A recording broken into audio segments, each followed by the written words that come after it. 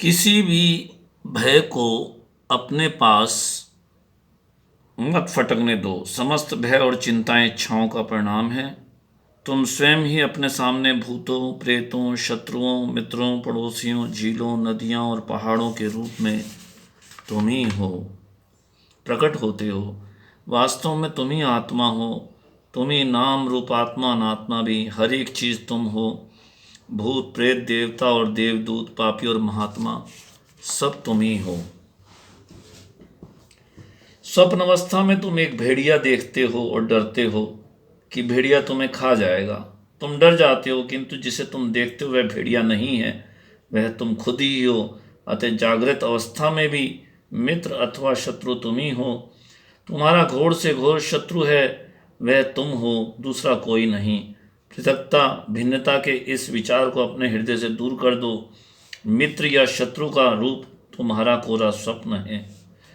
भय से अपने मस्तिष्कों को क्यों पस्त करते हो और प्रार्थनाओं में क्यों अपनी शक्ति को खपाते हो? दिलेरी से निकल पड़ो, निर्भय होकर उच्च स्वर से पुकारो, अहम ब्रह्मास्मि, अहम ब्रह्मास्मि। सारा संसार तुम्हारे अंदर है, बाहर में कुछ नहीं है। सड़क पर जाते हुए जब किसी मनुष्य को तुम देखो जो प्रतिष्ठित हो, चाहे इंग्लैंड का सम्राट हो, चाहे रूस का, चाहे यूनाइटेड स्टेट का प्रेसिडेंट हो, तो किसी तरह की ईर्ष्या या भय का विचार अपने मन में न आने दो। उसकी शाहना नज़र को अपनी ही दृष्टि समझकर मजे लूटो।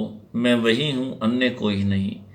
जब तुम ऐसा अनुभव करने की चेष्टा करोगे, तब तुम्हारा अपना अनुभव यह सच्चा सिद्ध कर देगा कि सब एक हैं। स्थावर और जंगम जगत सब मेरे मुख में है, सब दृश्य नाम और रूपमय हैं। चाहे पृथ्वी अपना गुण गंध छोड़ दे, जल अपना गुण रस छोड़ दे, तेज अपना गुण रूप छोड़ दे, वायु अपना गुण स्पर्श छोड़ दे, अग्नि अपनी उष्णता छोड़ दे, आकाश अपने धर्म शब्द को छोड़ दे, चंद्र अपनी शीतलता को छोड़ दे, धर्मराज यमराज धर्म न्याय को छोड़ दे, किंतु मैं सत्यता को कदापि नहीं छोड़ूंगा। जो एक बार मेरी समझ में आ जाए कि यह सत्य है, उस पर अवश्य चलूंगा, चाहे सारी सृष्टि विरुद्ध हो जाए, परवाह नहीं। यह ज्ञानी जो सारे संसार को अपना आप देखता है, प्रत्येक व्यक्ति को अपना स्वरूप समझता है, वह किससे प्रसन्न हो, उसके लिए विक्षेप कहाँ। यदि हमारा मन ईर्ष्या द्वेष से बिल्कुल रहित और शुद्ध हो, तो संसार की कोई वस्तु हमें हानि नहीं पहुंचा सकती। शांति और आनंद से भरे हुए सच्चे महात्माओं के निकट क्रोध मूर्ति मनुष्य भी पानी पानी हो जाते हैं। जंगल के भेड़िए, सिंह आदि उन्हें देख प्रेम विह्वल हो जाते हैं। सांप, बिच्छू आदि अपने दुष्ट स्वभाव को भूल जाते हैं। वास्तविक दृष्टि से व्यक्तित्व जीव तेरी माया का व्यष्टि रूप है और संसार तेरी ही माया का समष्टि रूप है। जब यही मामला है तो जिनसे सामना पड़े ये तेरे ही स्वरूप हैं, तेरा ही प्रकाश है। सब शरीर मेरे हैं, मेरे अपने आप से अवश्य मुझको हानि का भय नहीं। बाहरी विरोध वास्तविक नहीं, केवल देखने मात्र है। इसी प्रकार मनुष्यों के पारस्परिक भेद भी केवल दिखाई ही देते हैं, वस्तुतः है नहीं। जो कुछ दृष्टिगोचर होता है वह तुम्हारा ख्याल है, सहित उसके भूत और भविष्य के सब ख्याल हैं। स्वप्न अवस्था की वस्तुएं उसी समय उत्पन्न होकर दृष्टिगोचर होने लगती हैं, पर स्वप्न देखने वाले को ऐसा भान होता है कि मेरी उत्पत्ति से वे पहले की हैं।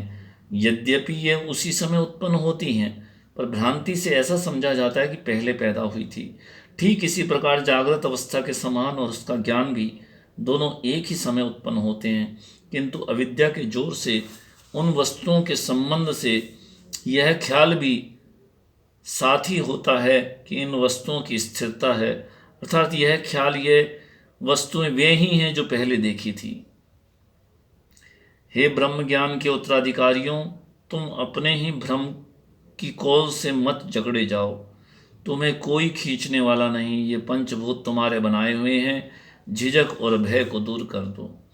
जैसे स्वप्न में इस मैं के भीतर इधर एक व्यक्ति भिक्षुक या सम्राट बन जाता है। व्यष्टि देश, मैदान, पर्वत और नदी उपस्थित हो जाती है। समष्टि ऐसे ही जागृत में इस एक मैं के भीतर इधर एक व्यक्तिपन प्रकट हो जाता है, उधर सारा संसार प्रकट हो जाता है। इधर देश काल वस्तु एक व्यक्ति मात्र के भीतर मस्तिष्क में उग पड़ते हैं, उधर संसार भर में मौजूद हो जाते हैं। स्वप्न में यदि आप सिंह से दब जाते हो तो क्या सिंह आपका स्वप्न विचार नहीं था? इधर आधीन दबा हुआ शरीर आपका ख्याल था, उधर आक्रमणकारी सिंह आपका स्वप्न था। वस्तुतः आपके अपने आप में सब कौतुक कल्पित है। जागो, अपने आप में तुम ही सर्वशक्तिमान शुद्ध चेतन देश काल के कर्ता हर्ता हो। यह एक छोटा शरीर है, इसको तू कहता है मेरा है। यदि तुझे इसके अंगों और नाड़ी नसों का पूरा पूरा तत्व ज्ञान हो तो भी तेरा है, चाहे पूरा ज्ञान ना भी प्राप्त हो तो भी तेरा है। इसमें तुझे कुछ संशय नहीं। वैसे ही समस्त संसार, चाहे एक गांव को भी पूरी जानकारी ना हो, तिस पर भी तेरा है। तेरे राज राजेश्वर होने में कुछ भी संशय नहीं। मैं विशुद्ध हूँ, विमुक्त हूँ, पूर्ण आकाश से भी बढ़कर पूर्णोत्तम सर्वव्यापक हूँ। असंख्य ब्रह्मांड मुझ में पड़े, मैं असंस्पर्श हूँ, मेरा स्वरूप निर्लिप्त है। मुझे दुख से कोई भय नहीं है, मुझे समय की जरा भी चिंता नहीं। आत्मानंद वाले को भय और आशंका कैसी? संसार भर के विज्ञान, तत्वज्ञान, काव्य और गणित मेरे आत्मा से निकले हैं और निकलते रहेंगे। एक खुदा के ढूंढने वालों, तुमने अपनी खोज से खुदा को लुप्त कर दिया है और उन प्रयत्न रूपी लहरों में तुमने उस समुद्र अनंत सामर्थ्य को छुपा दिया है। जिसको हम बुरा समझते हैं वह भला ही है, तो क्रोध किस बात का? ओम ओम ओम। नीचे ऊपर जिस जगह मैं देखता हूँ, दोनों संसार लोक परलोक के भीतर मैं केवल अद्वैत तत्व के और कुछ नहीं देखता हूँ। यदि मैं ही मैं हूं तो क्रोध किस पर और रुष्टता कैसी? जब द्वंद्व भावों का त्याग दिया, यथा जन्म मरण हर्ष शोक मान अपमान निंदा स्तुति सुख दुख सबको त्याग दिया, सब द्वंद्व भावों को त्याग दिया। यथा जन्म मरण हर्ष शोक मान अपमान निंदा स्तुति सुख दुख सबको त्याग दिया। जैसे स्वप्न विषय जन्म मरण आना जाना देखता है परंतु मिथ्या है, तैसे ही जागृत क्रिया भी सर्व मिथ्या है। सिर पर आकाश फट पड़े या बिजली गिर पड़े तो भी भयभीत मत हो। दुखों से डरना रस्सी को सांप समझकर डरने के बराबर है। परमात्मा की शांति भंग करने की भला किसमें सामर्थ्य है? यदि आप सचमुच परमेश्वर हैं तो सारा संसार भी उल्टा होकर टंग जाए, आपकी शांति कभी भंग नहीं हो सकती। हे प्यारे, जिसे आप जागृत समझ रहे हो वह तो घोर सुषुप्ति है। यदि स्वप्न में चित्त आकर्षक घटनाएं उपस्थित हैं तो तेरे विचार हैं। यदि भयानवे रूप विद्यमान है तो तेरी करतूत है। वैसे ही संसार में चाहे मन भावती घटनाएं हों, चाहे विपत्तियां और आफतें हों, सब तेरी ही बनाई हुई है। जैसे स्वप्न विषय द्वैत कल्पना होती है सो असत है, तैसे ही जागृत द्वैत भी असत है। जैसे स्वप्न विषय अपना आप ही द्वैत रूप ही भासता है, अनुराग द्वेष उपजता है, जब जागता है तब सब आत्मरूप हो जाता है। वेदांती दुनिया में हर एक वस्तु को अपनी ही रचना के समान भोगता है। धर्मात्मा वही है जो हृदय को हिला देने वाले अवसरों पर चित्त को वश में रखे, शोक और क्रोध को प्रवेश न पाने दे। बिगड़े तब जब होए कुछ बिगड़न वाली शय, अकाल अच्छेद्य अभंग को कौन शकस का भय। कौन शकस का भय बुद्धि है जिसने पाई, जिसके ढिग दिल गिरी नहीं कदाचित आई। काटने मारने वाला भी अपना ही अंग है, भय मात्र हमारी कल्पना की उपज है। जैसे स्वप्न विषय चेष्टा होती है सो पास बैठे को नहीं भासती,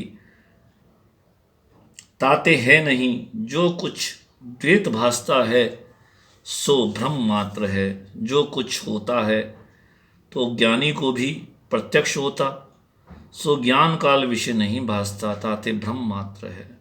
जैसे स्वप्न विषय दृष्टा ही दृश्य रूप प्रतीत होता है, जैसे जागृत दृश्य रूप होकर आत्मा ही स्थित है। समस्त शरीर में स्वयं हूँ, यह सब मेरा अपना आप है, तो फिर मैं क्यों न अपनी ही भांति सबसे प्रीति करूं। सब शरीर मेरे हैं, केवल एक शरीर को अपना मानना झूठ बोलना है। मैं स्वयं ही कहता हूँ और मैं ही सुनता हूँ, मेरे सिवाय दोनों लोकों में कोई नहीं है। जैसे स्वप्न विषय जगत भासता है, सो सब आकाश रूप होता है, परंतु निद्रा दोष करके पिंडाकार भासता है। मैं तुम शब्द कोई नहीं। जैसे स्वप्न विषय जगत भासता है, सो सब आकाश रूप होता है, परंतु निद्रा दोष करके पिंडाकार भासता है। मैं तुम शब्द कोई नहीं। अविश्वास और धोखे भरा हुआ संसार वास्तविक सदाचारी सत्यनिष्ठ साधक का कुछ भी बुरा नहीं कर सकता। सच्चा वैराग तो संसार के इस देखने वाले स्वरूप का सर्वथा अभाव और उसकी जगह परमात्मा का नित्य भाव प्रतीत होने में है। सच्चा वैराग तो संसार के इस दिखने वाले स्वरूप का सर्वथा अभाव और उसकी जगह परमात्मा का नित्य भाव प्रतीत होने में है। सुषुप्ति अवस्था में भी जगत से हमारा संबंध छूट जाता है। जागे तो जगत, नहीं तो कुछ भी नहीं। सब जगत परमात्मा में है, परमात्मा मुझ में है, तो महात्मा बड़ा हुआ परमात्मा से। सब जगत परमात्मा में है, परमात्मा मुझ में है, तो महात्मा बड़ा हुआ परमात्मा से। जो वृत्ति आत्म स्वरूप में लय होती है, उसे सत्संग, स्वाध्याय या अन्य किसी भी काम के लिए बाहर नहीं निकलना चाहिए।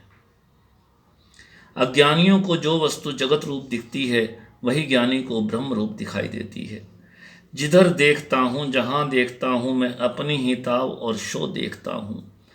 जो सत्य मार्ग पर विचरण करता है, उसका कोई भी बाल बांका नहीं कर सकता। नारायण नारायण नारायण नारायण नारायण।